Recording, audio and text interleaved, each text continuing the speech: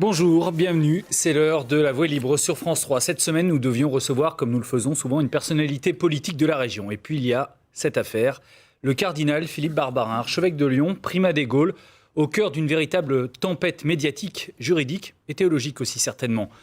Philippe Barbarin, accusé de ne pas avoir dénoncé des actes pédophiles qu'il connaissait, à minima de ne pas en avoir pris la mesure. Cette affaire Barbarin a occupé les JT cette semaine. Elle a enflammé les réseaux sociaux, elle a fait vaciller l'Église catholique française, qui pourtant se voulait exemplaire en matière de traque des prêtres pédophiles. Alors on a voulu prendre un peu le temps pour mieux comprendre. C'est donc une édition spéciale que nous consacrons à cette affaire. Et avant de vous présenter ceux qui sont avec moi dans ce studio, une précision. Nous avons bien entendu sollicité le cardinal Barbarin pour qu'il s'explique sur ce qui lui est reproché. Nous lui avons proposé plusieurs formes pour le faire. Ce n'est pas son choix. Il préfère pour l'instant le silence. De même, pour l'épiscopat français, l'évêque de Pontoise, Stanislas Lalanne, chargé de la cellule de veille sur ces questions de pédophilie, a lui aussi décliné notre invitation. Bonjour François Duverger. Laurent Duverger. Laurent Duverger. Vous avez 47 ans et comme des centaines d'enfants, vous faisiez partie de ce groupe de scouts qu'on appelait le groupe Saint-Luc à Sainte-Foy-les-Lyons, ce groupe dirigé par le père Bernard Prénat. Et vous avez été une de ses victimes, on en parlera tout à l'heure. Bonjour André Soulier. Bonjour. Vous êtes un des avocats, l'avocat pour l'instant, du cardinal Philippe Barbarin, dont il convient de rappeler que pour l'instant, il ne fait l'objet d'aucune poursuite judiciaire et n'a d'ailleurs pas non plus été entendu pour l'instant par les enquêteurs. Et là aussi, on en reparlera. Bonjour Christian Terrasse. Bonjour. Vous avez créé et vous dirigez depuis plus de 30 ans la revue Goliath, une revue chrétienne, mais très critique vis-à-vis de l'Église catholique. Et vous avez suivi depuis longtemps toutes ces affaires de pédophilie. Et puis, nous retrouvons Sylvie Cozzolino, qui, elle, est à Rome, et nous verrons avec elle comment le Vatican réagit à cette affaire. Mais d'abord, et parce qu'elle est complexe, qu'est-ce exactement que l'affaire Barbarin? Et pourquoi n'en parle-t-on que maintenant, alors que les faits sont très anciens? Tout a commencé début janvier à Lyon. Récit signé Olivier Michel. Tout commence par une conférence de presse. Nous sommes le 12 janvier dernier. D'anciens scouts décident de briser le silence, de libérer la parole, disent-ils. Ce jour-là, ils révèlent avoir été victimes, dans leur jeunesse, d'agressions sexuelles répétées de la part d'un prêtre du diocèse de Lyon. Si ces victimes parlent, c'est qu'elles ont appris que l'abbé pédophile, un temps écarté, a ensuite été chargé de faire le catéchisme à d'autres enfants. Ma vie a basculé il y a 2 mois. Des policiers ont appelé mes parents. Ils effectuaient une enquête sur le père Bernard Prénat. Se retrouver à parler face à des médias, face à une caméra, face à un journaliste, c'est extrêmement difficile. Simplement, c'est un devoir. Bernard Prénat a longtemps dirigé un groupe de scouts dépendant de la paroisse Saint-Luc, à Sainte-Foy-les-Lyons. Il est décrit comme un homme charismatique et autoritaire. Après ces révélations, le prêtre est placé en garde à vue et puis confronté à ses anciennes victimes. De nouveau, il reconnaît les faits. C'est un homme qui a reconnu des agressions il y a 25 ans. Donc depuis 25 ans, il vit avec l'idée ou l'appréhension ou l'attente qu'un jour on lui demandera des comptes. Le prêtre est mis en examen pour agression sexuelle et viol sur mineur de moins de 15 ans. Mais l'affaire Prénat va prendre une autre tournure. Lors de son audition, l'abbé confirme que sa hiérarchie était informée depuis longtemps. Ce qu'il dit, c'est que le diocèse de Lyon a toujours été au courant. Tous. Tous depuis toujours. De Courtrai, Billet, Ballan et cardinal Barbarin. Il y a des gens responsables qui ont su et qui ont laissé faire. Et ça, c'est inacceptable. Moi qui connaissais bien le père de Courtrai, c'était un homme de vérité et de justice, et là, il a fait sans doute ce qui se faisait à partir de Rome. Les conseils, c'était de déplacer. Désormais, les regards se tournent vers l'archevêché. Philippe Barbarin se serait-il lui aussi contenté de déplacer le prêtre pédophile? Excès de confiance, négligence ou volonté de cacher les faits, le cardinal fuit les questions. Philippe Barbarin choisit en fait de réserver sa parole à des médias chrétiens. Sur l'antenne de RCF Lyon, il invoque la justice religieuse. Pourquoi je n'ai pas dénoncé? Parce qu'il y a prescription canonique. J'aurais pu faire un procès canonique. Il n'y avait pas de plainte d'aucune des victimes. Ensuite, du point de vue canonique, c'était des faits anciens. Dans le quotidien La Croix, le prélat affirme qu'il a eu connaissance des faits dès 2007-2008. La déclaration fait bondir les victimes. Il nous dit qu'il est au courant depuis l'été 2014, et puis en fait on apprend qu'il est au courant depuis 2007-2008. Donc où est le vrai du faux là-dedans, on ne sait pas. Début mars, tout s'accélère. Plusieurs plaintes sont déposées contre des membres du clergé de Lyon et de Rome. Philippe Barbarin est cité nommément.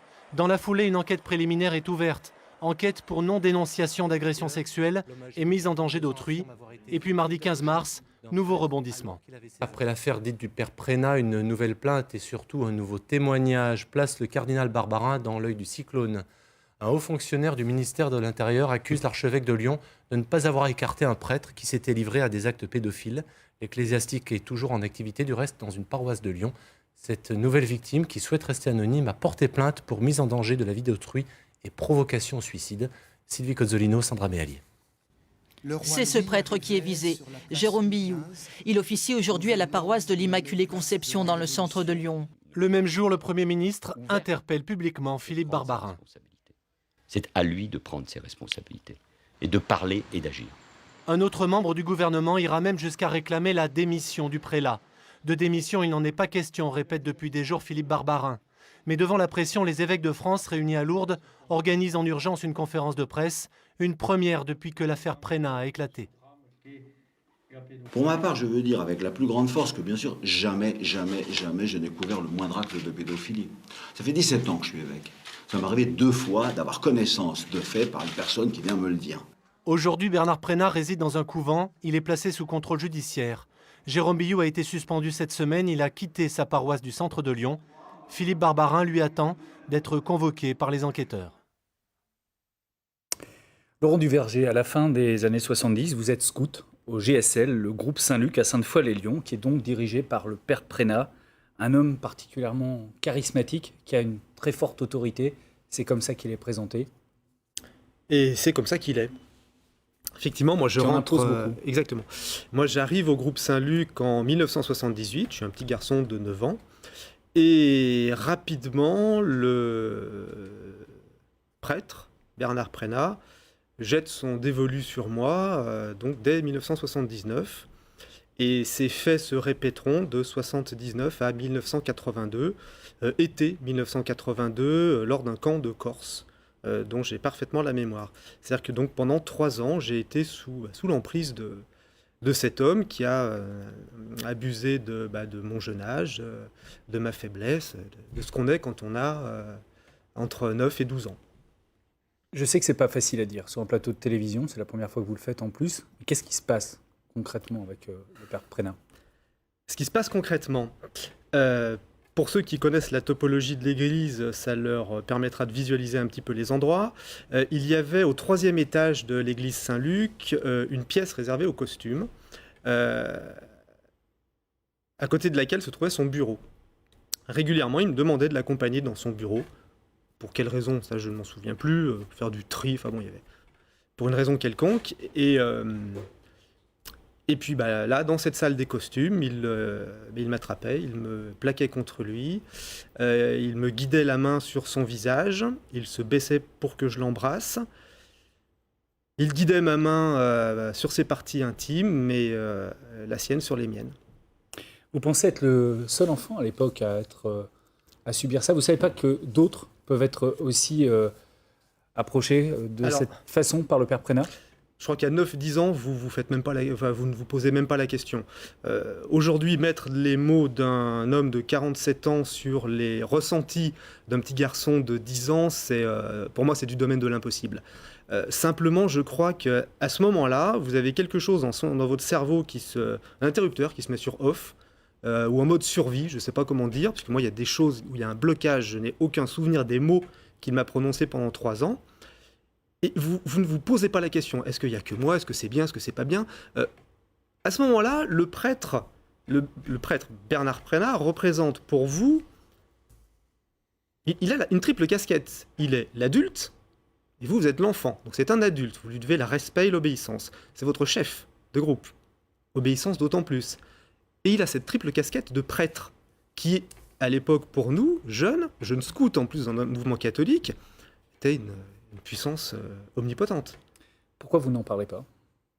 Justement parce qu'on a 10 ans, on ne sait pas quel mot mettre là-dessus, on est petit, est-ce que c'est normal ou pas? On ne sait même pas. Moi, ce que je peux vous dire, c'est qu'une fois qu'il me relâchait, je reprenais une vie normale au milieu de mes camarades. Et je rentrais chez moi et j'y retournais la semaine suivante. À quel moment vous en parlerez? Alors là, c'est un peu plus compliqué, parce que moi, j'ai trouvé une aide extérieure bien longtemps après, en 2004. j'ai rencontré fortuitement quelqu'un qui a été très bienveillante à mon égard et qui m'a dit « Laurent, vous avez des problèmes, il faut en parler ». Je dis « Pourquoi j'ai l'air malade ?» « Non, non, vous portez des choses en vous, il y a quelque chose qui ne va pas, venez m'en parler ». C'est pas une psychothérapie, on est bien d'accord, je ne suis pas allé voir un psychiatre, simplement une personne que j'appelle un thérapeute, un psychologue, voilà, qui pendant près d'1 an m'a aidé à démêler tout un tas de choses, à comprendre qui j'étais, pourquoi j'avais enfermé tout ça, pourquoi je devais passer maintenant à autre chose, à apprivoiser ce passé, si vous voulez, à pouvoir vivre avec et mener une vie normale. En 2011, vous verrez le numéro 2 du diocèse, Thierry Braque de la Perrière. Exactement. Une personne de mon entourage, très bienveillante à mon égard, et je l'en remercie, me téléphone début 2011, en février 2011, et me dit « Écoute, Laurent, quelqu'un m'est proche, et cette personne travaille au diocèse de Lyon. C'est un secret de polichinelle, on sait tous que tu as eu des soucis étant scout. Il serait peut-être bien que tu rencontres cette personne. » 2011, moi j'ai fait le travail que j'avais fait sur moi, j'avais pas eu l'écoute que j'aurais dû avoir auprès des gens qui auraient dû me protéger à l'époque. J'avais trouvé cette personne en 2004 qui m'avait aidé à pas tirer un trait, parce qu'on ne tire jamais un trait là-dessus, mais à passer à autre chose et à appréhender une vie normale. Moi, les brasser toutes ces histoires en 2011, j'étais pas spécialement chaud, mais bon, cette personne bienveillante a eu ce geste pour moi, je me suis dit, allez, au bout de 2 mois, je prends la décision de finalement lui rendre un petit peu justice et puis d'aller voir cette personne et je rencontre Régine Maire. Donc donc ça c'était en avril 2011. On prend un café, on discute. Écoutez, la maison a changé, c'est une maison sûre. Allez voir le cardinal Barbarin, je peux vous mettre en relation avec lui. Puis là, d'un seul coup, vous vous dites. Je suis Laurent Duverger, cardinal Barbarin, bon, voilà.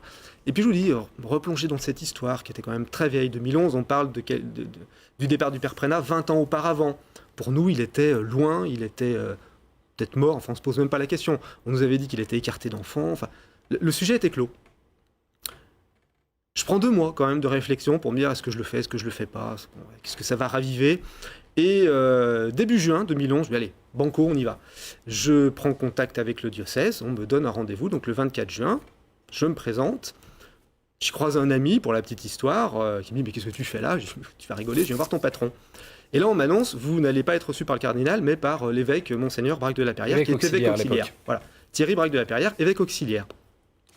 Je ne savais pas ce que c'était qu'un évêque auxiliaire. Je dis quand même, je vais être reçu parce que je soupçonnais être le bras droit du cardinal. Pour moi, c'est pareil. Et quand vous lui parlez du père Prénat, il a l'air surpris? C'est lui qui m'en parle. Il n'est pas surpris du tout. Donc on parle de choses et d'autres, de la vie de famille, du travail, enfin bon, peu importe. Et puis bon, on aborde le sujet principal. Et j'ai un excellent souvenir de ces 2 phrases. Nous avons le père Prénat à l'œil, il n'est plus au contact d'enfants.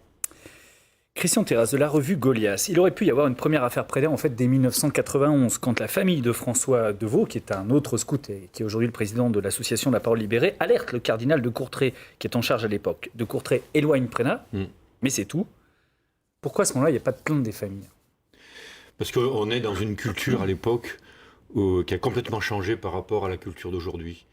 On a une intériorisation du système de l'Église. On a une intériorisation de la sacralisation de l'Église et de la sacralisation du rôle du prêtre qui fait que les familles catholiques hésitent ou ne vont pas contre l'Église pour éviter un scandale public. Aujourd'hui, la donne a complètement changé par rapport à ça. Les témoins témoignent à visage découvert, ils s'organisent en association et ils restent en justice par rapport à une non-dénonciation de crime. À l'époque, c'était absolument intenable, absolument impossible. C'est ce qui permettait à l'Église de déplacer les prêtres sous couvert d'une petite pénitence de 6 mois. André Soulier, on va rappeler qu'à l'époque, évidemment, le cardinal Barbarin n'est pas du tout à Lyon à l'époque des faits. Il prend la charge de l'archevêché de Lyon en 2002. Il est nommé cardinal l'année suivante. Il y a eu 2 autres évêques après Monseigneur de Courtrai, Monseigneur Ballan et Monseigneur Billet. Dans une interview à la Croix, Philippe Barbarin dit avoir été mis au courant en 2007-2008, c'est pas très précis, en rencontrant justement le père Prénat, qui lui avoue ce qu'il a fait quand il était en charge du groupe Saint-Luc. Il dit qu'en 2007-2008, déjà, regardez le problème avec les dates par rapport aux textes qui sont ma Bible, moi, le code pénal et le code de procédure pénale, il dit il y a des bruits, on me parle, etc. Je reçois le père Prénat. Et il dit, je reprends sa phrase, Il dit j'ai été littéralement ébouillanté par cette affaire qui s'est terminée pour moi en début de 1991. Et puis c'est fini, rien d'autre. Il ne donne pas de faits précis, il ne donne pas de nom. Et par conséquent, moi qui ai pour vous, monsieur, le plus grand respect, votre nom, je le découvre au fur et à mesure, mais il ne donne pas de nom, il ne donne pas de date, il ne donne rien, aucun fait. Et ceci ne correspond d'ailleurs pas, à partir du moment où il a cette information, avec les obligations qu'il peut tenir du code pénal. Et il s'assure de quelque chose, c'est qu'il n'y a pas eu de récidive à sa connaissance. Et deuxièmement, il dit... je ne peux pas être soupçonné de couvrir des faits de pédophilie puisque j'ai sanctionné préalablement à 2007 Alors, justement, André Soulier, prêtres et dans des conditions qui ont été sévères. André Soulier, on va écouter justement ce que disait le cardinal Barbarin à ce propos, cette fameuse entrevue avec le père Prénat, c'était à Lourdes cette semaine. Donc il raconte cette rencontre en 2007 ou 2008, la date n'est pas très précise. Voilà. Quand j'ai eu rencontre avec ce prêtre, je lui dis premièrement, comment de telles choses sont-elles possibles ? Il me dit, c'est pas la peine que je vous explique, vous ne comprendrez pas. Et la deuxième, je lui dis, est-ce que, oui ou non, depuis 1990-91, il s'est passé la moindre chose sur un enfant ? Il m'a dit, jamais, jamais, jamais, parce que j'étais tellement ébouillanté par les horreurs que j'avais faites que plus jamais. Voilà. Alors, on peut, là, me reprocher de l'avoir cru. Pour l'instant, personne n'a trouvé de fait dommageable à partir de 1990, en tout cas sur mon épiscopat, et certainement pas avec ma connaissance, évidemment. Couvrir, ça veut dire tu savais et t'as laissé faire. Alors ça, absolument jamais. Avec une clarté totale, si vous voulez. Je ne dis pas que je ne me sois pas trompé dans l'appréciation pastorale, dans les décisions que j'aurais dû prendre, dans telle et telle chose. Et je veux bien que la justice me le montre. Voyez, et même, pas seulement la justice d'ailleurs, au fond mes frères, et qu'après nous nous disions, ça ne va pas, ceci nous devons le changer. Maître Soulier, il ne savait pas, c'est ce qu'il dit le cardinal Barbarin, mais ce qu'on lui reproche finalement, c'est de ne pas avoir cherché à savoir. Parce que là, aujourd'hui, peut-être, on parle de dizaines et dizaines d'enfants qui ont été abusés. Non mais attendez, si on part avec de pareilles dispositions d'esprit, je peux vous dire que ça va être compliqué d'ailleurs de faire le travail de la justice. Il ne sait pas et il n'y a personne, ni les familles, ni les intéressés qui sont venus lui dire voici quels sont les faits précis. Ce ne sera que beaucoup plus tard et il en témoignera, il demandera que le témoignage soit écrit pour que l'Église se mette à bouger. Moi, j'entends tout à fait ce que dit M. Terrasse, c'est tout à fait vrai. Et effectivement, nous ne sommes plus dans l'époque de 70, 80. Entre parenthèses, d'ailleurs, à l'époque, monsieur, si vous me citiez le nom du cardinal, ça n'était même pas de Courtrai, c'était encore le cardinal Renard à un certain moment. Mais qui s'en souvient ? Nous sommes à la fois dans l'histoire et dans le droit aujourd'hui. Le cardinal Barbarin dit, il y a quelque chose qui l'écorche. D'abord, franchement, vous demanderiez à le voir maintenant, je vous facilite la rencontre. Je vous le dis en direct, monsieur. Et il m'a pas chargé de mission. C'est moi qui vous le dis, parce que, effectivement, c'est insupportable ce que vous avez subi et ce qui s'est passé. Mais c'est une chose que de demander ensuite la tête du cardinal et qu'il soit traduit en correctionnel. Parce que là, il y a des textes. Là, il y a des textes et ça ne marche plus. Si vous me permettez. Alors, on va recadrer un petit peu les choses. À aucun moment, nous n'avons dit nous voulons la tête du cardinal. Merci. Voilà, donc que les choses soient très claires. Je me considère comme catholique, certes pas pratiquant, un peu échaudé par le clergé, tout le monde en conviendra. Mais je fais partie de cette famille des catholiques. Aujourd'hui, cette famille, elle est blessée, elle est éclaboussée par ces choses-là. Je suis d'accord aussi également, il n'a couvert aucun fait de pédophilie. Personne n'a jamais dit cela. Enfin, pour nous, c'est une évidence. Simplement, la question est également légitime quand on se dit... Si vous permettez, Laurent Duverger, moi je vais recadrer. Ce qui est reproché au cardinal Barbarin, c'est pas en effet d'avoir couvert des faits de pédophilie, mais c'est d'avoir ensuite laissé le père Prénat au contact d'enfants. C'est du reste ce qui a déclenché l'affaire par la suite, quand les anciennes victimes ont découvert que le père Prénat était toujours au contact d'enfants, alors qu'il a ce passé de prédateur sexuel. Voilà, tout à fait.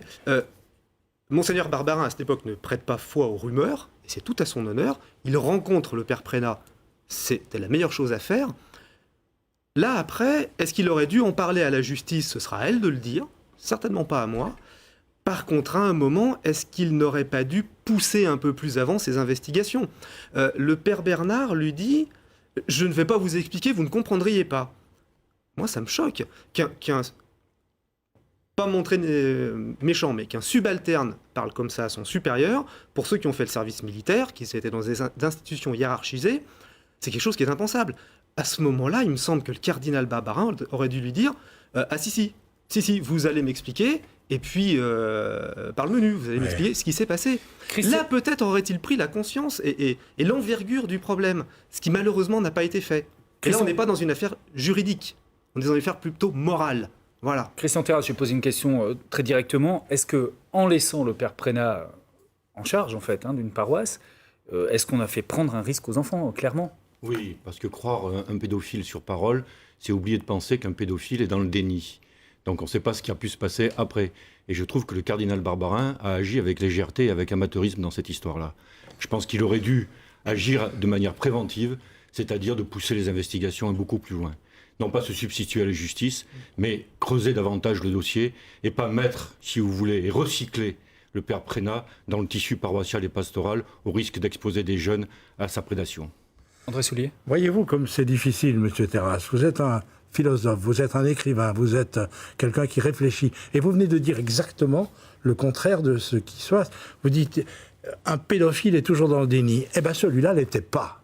Et il l'est d'autant moins qu'il reconnaît qu'il s'est mal comporté à une période de sa vie lointaine et qui probablement va entraîner un certain nombre de conséquences sur le plan juridique, mais en même temps, devant le cardinal, il dit oui, j'ai fait des choses qui sont inadmissibles, innommables, je ne sais pas quel mot il emploie. Il n'est pas dans le déni.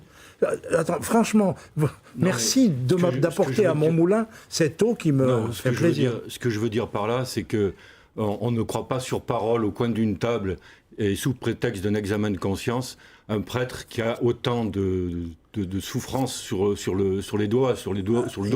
Je veux dire, c'est pas possible. Je veux dire, il fallait que le cardinal Barbarin aille beaucoup plus loin dans ses investigations que de croire sur parole simplement ce prêtre-là, dont on sait très bien qu'il a abusé de dizaines de victimes. Avez-vous la preuve, excusez-moi, avez-vous la preuve qu'il ait été remis dans les conditions dont M. Duquesne se plaint à juste titre? Et encore une fois, moi je suis d'accord avec le cardinal pour dire tout ça est inadmissible et il vous présente ses excuses lui-même. Voilà. Mais ça ne suffit pas. On me dit, le père Prénat, après, il a fait ceci et cela. Entre parenthèses, d'ailleurs, m'amuse beaucoup le fait qu'on dit qu'il a été nommé doyen de paroisse. Attendez, je suis doyen du barreau lyonnais. Si vous croyez que c'est un titre, non, c'est un état. C'est plutôt une charge. Si l'affaire Barbarin a rebondi cette semaine, c'est qu'il y a une deuxième affaire, celle de l'ancien prêtre de la Croix-Rousse accusé de s'être livré ce qu'on appelle des caresses déplacées sur un jeune homme de 16 ans au moment des premiers faits à la fin des années 80, devenu adulte. Il avait porté plainte en 2009 sur les conseils d'ailleurs du cardinal Barbarin qu'il avait rencontré. Non-lieu dû à la prescription et puis plus rien. Ce curé, Jérôme Billou, est resté en place jusqu'à cette semaine. Sur cette affaire, voici comment se défend Philippe Barbarin. C'était lors de la conférence de presse de Lourdes. Ce qui me semblait de ma responsabilité, c'était de le rencontrer lui, de savoir comment il vivait son ministère, de savoir quelle était exactement cette difficulté, quand elle était survenue, dans quelles circonstances, pour qu'elle n'ait pas de chance de se reproduire. Cela dit, j'ai pas d'assurance, quoi. Donc là, par exemple, je demande qu'il n'exerce pas son ministère dans les moments qui viennent, jusqu'à ce que la justice se fasse. Mais évidemment, le principe de précaution consisterait à dire tu risques un jour de faire quelque chose de mal, donc je t'interdis de faire quoi que ce soit. Il ne reste plus personne. Il y a un passage de Saint-Augustin où il dit « Il n'y a pas de péché aussi grave que moi, je ne puisse commettre demain matin ». Donc plus personne n'a plus rien droit de faire s'il y a des risques avec quelqu'un. Comment le Vatican a-t-il réagi à ces deux affaires Barbarin ? Sylvie Cozzolino, vous êtes à Rome justement car vous travaillez avec Elle Marie sur une série de reportages que nous diffuserons bientôt sur France 3 Rhône-Alpes. Il a semblé que le Vatican cette semaine soutienne le cardinal Barbarin. Je dirais plutôt, Paul, que le Vatican parle avec prudence de ce qui est devenu l'affaire Barbarin. Une prudence qui, du reste, tranche avec le déterminisme affiché en début de pontificat par le pape en ce qui concerne la pédophilie. Petit retour sur une chronologie de communication.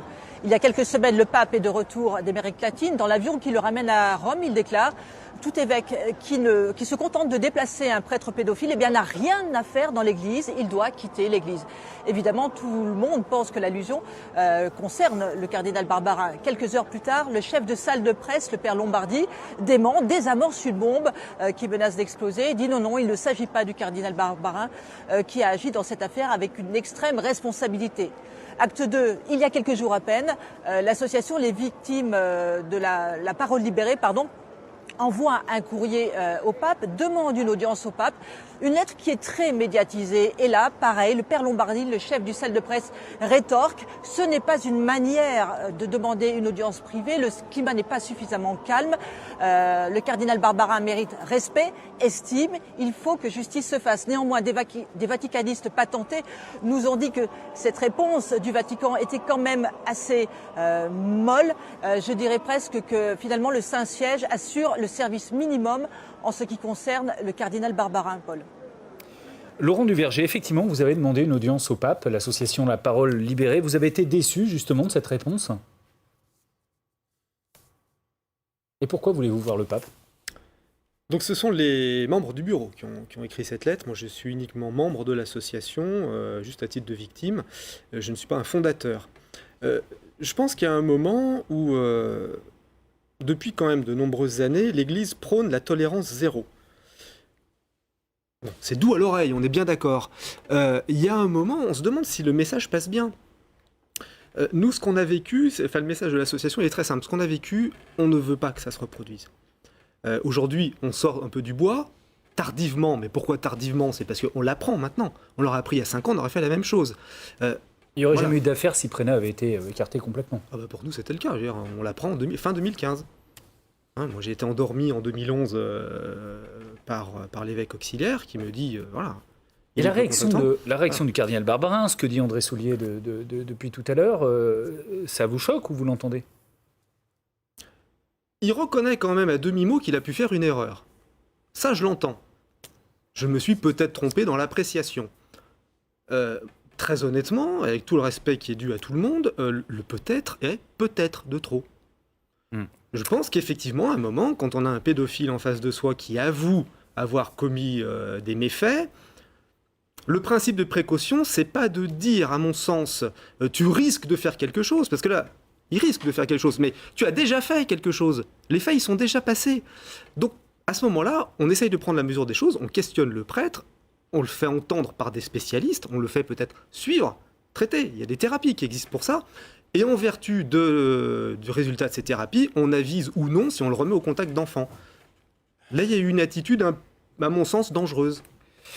La Voix libre sur France 3, édition spéciale consacrée aux affaires de pédophilie qui secouent le diocèse de Lyon et toute l'Église catholique. Pourquoi ces affaires de pédophilie continuent-elles d'empoisonner la vie de l'Église en dépit des positions très fermes des papes successifs de Jean-Paul II à François? On y revient, mais d'abord on va faire un point sur l'actualité de ce samedi en compagnie de Julien Sauvadon. Bonjour Julien.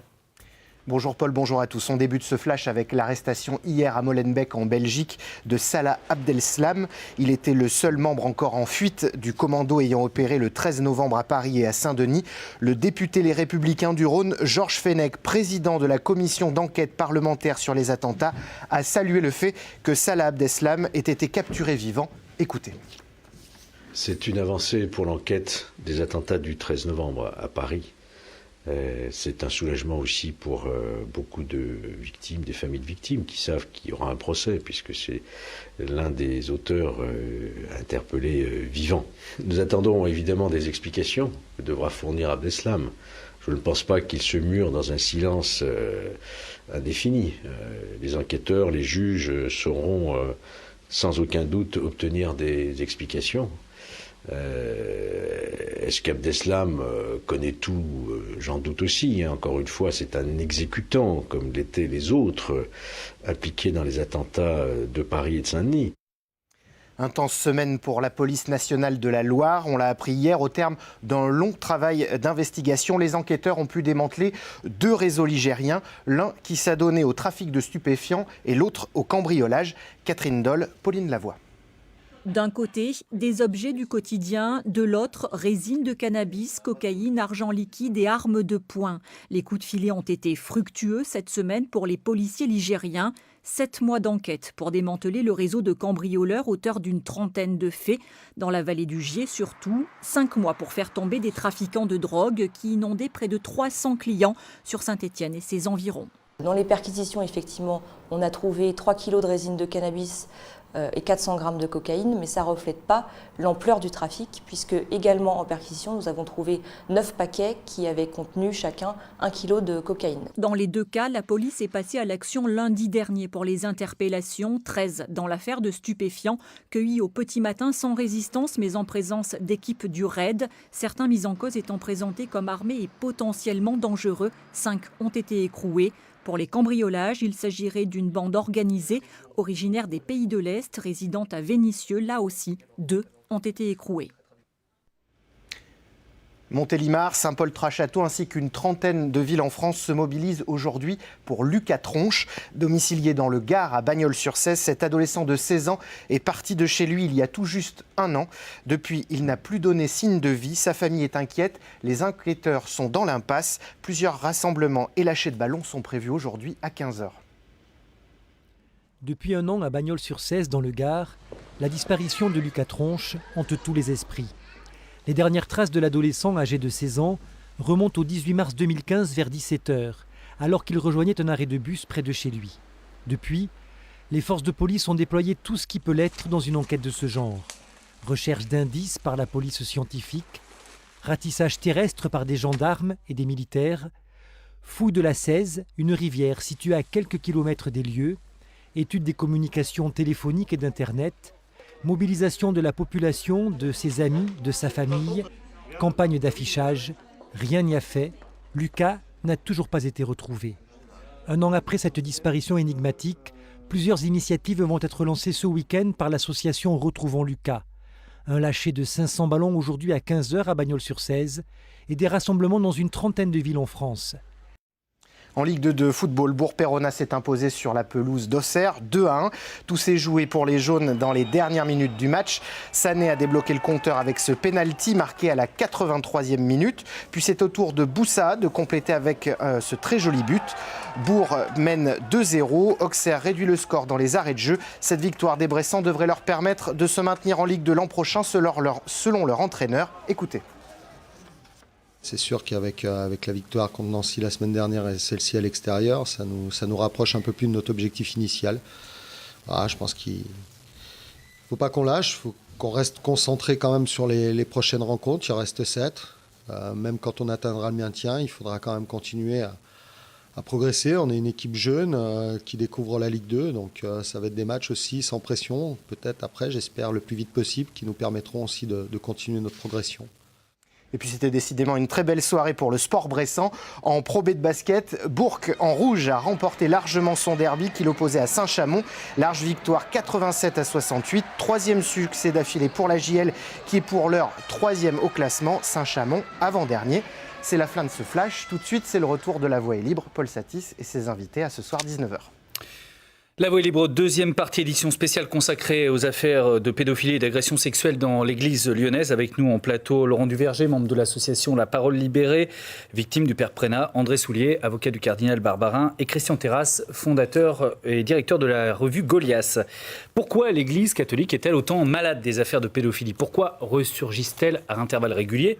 Pas qu'à Lyon, partout dans le monde, alors que pourtant 2 papes successifs, Benoît XVI et François, aujourd'hui, ont fait de la lutte contre la pédophilie une priorité, alors que Jean-Paul II, en 2001, parlait de tolérance zéro. On était alors en pleine révélation de l'affaire de Boston. On peut rappeler aussi que si la pédophilie dans l'Église n'est pas un phénomène récent, la révélation des affaires, elle, date de finalement peu de temps, Christian Terrasse. Les premiers scandales, c'est les années 90. Les premiers scandales, c'est les années 90. Et on a énormément de peine quand on fait des enquêtes sur la pédophilie dans l'Église à se faire relayer par les médias parce qu'on ne touche pas l'Église, on ne touche pas l'institution. Comme je le disais tout à l'heure, c'est sacré. Il faut attendre le scandale des pédophilies et de la pédophilie aux États-Unis. Je tiens à rappeler que 5000 prêtres sur 50 000 prêtres sont impliqués dans des affaires de pédophilie aux États-Unis. Il faudra attendre que le Vatican communique qu'il y a plus de 20 000 prêtres sur 400 000 dans le monde qui sont impliqués dans des dossiers de pédophilie pour prendre la mesure de la dimension planétaire, j'allais dire, de ce scandale. Combien il y a de cas connus aujourd'hui ? Plus de 20 000. Plus de 20 000 cas sont instruits par le Vatican aujourd'hui sur des questions de pédophilie. Donc ce qui est énorme quand on ramène à 400 000 prêtres en termes de pourcentage. Et quand on nous dit qu'il y a autant de pédophilie dans la société que dans l'Église, ou dans l'Église il y a autant de pédophilie que dans la société, c'est pas du tout vrai. Il y a beaucoup plus de pédophilie dans l'Église que dans la société. Tout ça parce qu'on ne touche pas la figure emblématique du prêtre. Et donc il faudra attendre les années 2000, notamment en 2001, avec la condamnation de Monseigneur Piquant à 3 mois de prison avec sursis pour non-dénonciation de crime, pour que l'Église catholique de France commence à faire son mea culpa. Ça reste à ce jour, d'ailleurs, l'affaire Piquant, pour non-dénonciation, le seul évêque condamné pour non-dénonciation. C'est le seul de l'histoire. Seul de l'histoire. Et donc ça, c'est une jurisprudence qui va faire prendre conscience progressivement à l'Église qu'il faut gérer ces affaires de pédophilie autrement. Et c'est vrai, et dont acte pour l'Église, qu'elle a mis en place un certain nombre de mesures, de documents, de cellules de veille pour parvenir à éradiquer ce problème, sauf que la culture de l'Église catholique sur le terrain reste de mise et qu'elle a énormément de difficultés à affronter ces questions-là et qu'elle ne les affronte que poussée par les événements, contrainte par les événements. Sylvie Cozzolino est à Rome, justement, sur la place Saint-Pierre, depuis le Vatican, pour une enquête complète que nous diffuserons bientôt. Dans les faits, au-delà des déclarations sans ambiguïté des papes successifs, et surtout du pape François, est-ce que, comme le disait Christian Terrasse, la position de l'Église sur la répression de la pédophilie reste quand même assez ambiguë ? Effectivement, je dirais que le pape François a renforcé et mis en place tout un arsenal législatif pour lutter contre la pédophilie. 2 exemples. La commission de protection des mineurs, ce qu'on appelle aujourd'hui la commission Sean O'Malley, du nom de cet archevêque de Boston, nommé juste après l'affaire Spotlight. Donc ça, c'est une première commission. Puis il y a également un tribunal spécial pour juger les abus de pouvoir des évêques qui n'auraient pas dénoncé des faits de pédophilie. Ça, c'est une réalité à mettre au crédit du Vatican et du pape. Mais en fait, la réalité est un peu moins glorieuse. La commission O'Malley est absolument divisée entre les partisans du tolérance zéro, affiché par le pape François, et puis tous les autres, et il semblerait qu'ils soient largement majoritaires, qui veulent plutôt se contenter de faire de la prévention et surtout ne pas aller dans les placards chercher les cadavres du passé. Alors, on peut donner un exemple. Un cardinal australien, le cardinal Pell, accusé d'avoir couvert un prêtre pédophile, récemment a été simplement mis à l'écart. Il se repose quelque part. Mais la véritable question, je pense, qui divise aujourd'hui l'Église, c'est de savoir si un évêque doit ou non dénoncer ces faits de pédophilie. Et pour l'heure, il semblerait bien que le courant opposé à cette dénonciation soit largement majoritaire à la curie romaine, Paul. Merci beaucoup Sylvie, en direct de la place, depuis la place Saint-Pierre à Rome. Alors, vous avez certainement tous vu ce film, qui est encore à l'affiche du reste, Spotlight, qui raconte justement le travail d'enquête des journalistes du Boston Globe pour dénoncer les actes de pédophilie des prêtres dans cette ville. La façon d'ailleurs dont le cardinal de Boston, Bernard Law, a non seulement couvert ces actes, mais en plus a corrompu les victimes pour qu'elles se taisent. Toute proportion gardée, et d'ailleurs les affaires de corruption mises à part qui n'existent pas en France, l'affaire lyonnaise ressemble quand même un peu pour vous à celle-là, Laurent Duverger, cette volonté d'étouffer le scandale. Comme je vous le disais tout à l'heure, d'étouffer, je ne sais pas. Par contre, il y a un moment où un cardinal, premier évêque de France, se trouve confronté à un prêtre qui a commis des actes abominables, qui le reconnaît à ce moment-là, mais on a le sentiment que son supérieur ne prend pas la mesure de ces actes. Nous qui avons été enfants, qui sommes passés par là, certains avec beaucoup de brutalité d'après ce qu'on peut lire dans le dossier, ce qu'on a appris par le biais de l'association, d'autres beaucoup moins, et d'autres qui se situeraient un petit peu au milieu. Moi, il y a une régularité et une violence de certains actes qui n'est pas négligeable. À ce moment-là, je pense qu'il y a eu une erreur de commise de ne pas vouloir aller au fond, de se contenter de cette phrase laconique « vous ne comprendriez pas, je ne vais pas vous expliquer ». Moi, je reste stupéfait. André Soulier, on va beaucoup parler de prescription, évidemment. Dans cette affaire, c'est même le nœud du problème. Les faits sont très anciens, donc dans le droit, en France, il y a la prescription. A priori, si on en croit la parole libérée, plusieurs dizaines d'enfants, ils ont déjà recueilli combien 55 plaintes, 55 témoignages. Beaucoup de ces faits sont prescrits, donc il n'y aura pas de suite judiciaire parce que c'est prescrit. Est-ce que vous, le pénaliste, ça vous choque quand même qu'autant de crimes ou de délits puissent rester un peu impunis ? Parlons des délits. Moi, agression sexuelle, délit, viol, crime. Je voudrais mettre les choses au point parfaitement. Je suis un avocat et un laïc, je ne suis pas un clerc. Je ne suis pas en charge de l'Église. Je n'ai rien à dire sur son fonctionnement, sur ses éventuels dysfonctionnements. Moi, je me promène avec un code pénal et un code de procédure pénale.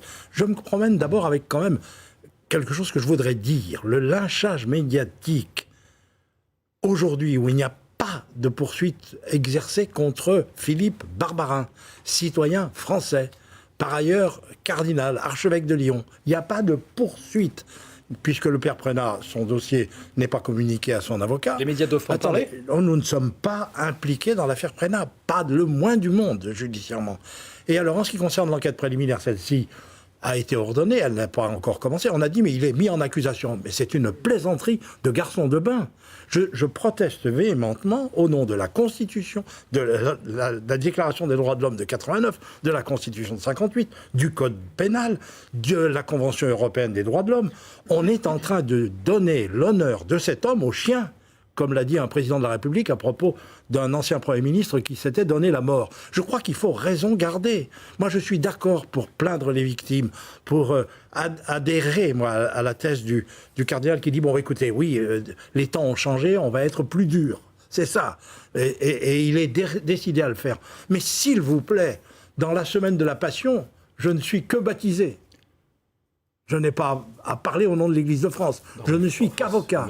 Et au nom de la défense et des droits de l'homme, je vous en supplie, attendez que la justice ait sereinement fait son travail. Nous vous plaignons, mais nous ne pouvons pas adhérer à la campagne monumentale qui a été organisée et qui aujourd'hui, dans le silence des poursuites, campagne organisée, mais d'épargner cet homme. Par qui? Campagne organisée par qui? Je n'en sais rien. Moi, c'est une des questions qui va se poser bientôt. Pourquoi ceci a pris cette envergure? Et je vais citer juste une seule chose. Je profite, je ne donnerai pas le nom. Mais quand même, je trouve scandaleux qu'un grand journal du matin, se situant, paraît-il, à droite, ait donné la parole à quelqu'un qui s'est avancé masqué et qui refuse de donner son nom, et qui est un haut fonctionnaire du ministère de l'Intérieur. Moi, je n'ai pas à le mettre en accusation. Simplement, je vais vous dire ce que je pense. Je le plains. Laurent Duverger, souhaitez-vous que le cardinal Barbarin démissionne? Alors ça, c'est certainement pas à moi de le dire. Non, mais vous le souhaitez? Comme le dit Maître Soulier à très juste titre, et ça, je crois que je vous l'ai déjà dit tout à l'heure, il y a une enquête préliminaire qui est en cours. Nous ne voulons pas la tête du cardinal, nous ne voulons pas la tête de l'Église catholique, nous voulons des réponses très simples à des questions très claires. Jusqu'à présent, nous ne les avons pas eues. Donc forcément, on met une pression supplémentaire. Le fait de ne pas avoir de réponse ne nous fera pas lâcher. Voilà. Mais effectivement, respectons le travail de la justice. Moi, effectivement, pour aller même dans votre sens, maître, voir une publicité impliquant le cardinal Barbarin, j'ai trouvé ça minable. Et ça, c'est ce qu'on a vu dans les réseaux sociaux. On est au bout de cette émission. Il faut que je vous remercie tous les trois vraiment d'avoir accepté de venir sur ce plateau pour essayer justement de dépasser un peu l'effervescence médiatique et de poser le problème. On a essayé, dans notre mesure, de prendre un peu de recul sur cette affaire très brûlante et évidemment loin d'être finie. Quelques remerciements à adresser à tous ceux qui m'ont aidé à préparer cette émission. D'abord aux équipes techniques de France 3 Rhône-Alpes, en particulier Olivier Bellemin. Merci aussi à Olivier Michel, Sylvie Cozzolino, Yael Marie, Laure Croza, Antoine Oricelli, Bernard Perrin a réalisé cette émission. La semaine prochaine, La Voix libre retrouve son format habituel, mais avec une invitée exceptionnelle, la ministre de l'Éducation nationale, Najat Vallaud-Belkacem. Sa vie au gouvernement, ses réformes, ses ambitions dans la région et les problèmes de pédophilie qui existent aussi au sein de l'Éducation nationale. On ne manquera pas de sujets à aborder avec elle. Un dernier mot des programmes de France 3 Rhône-Alpes pour ce week-end. Goûtez voir demain 11h25, Odile Mathieu est en Savoie dans l'auberge du chef Philippe Carteron. Juste après, à 12h50, le magazine Chronique d'en haut nous fera rencontrer Pierre Mazot, l'ancien président du Conseil constitutionnel, qui est aussi un alpiniste émérite. Merci de votre attention. Très bon week-end.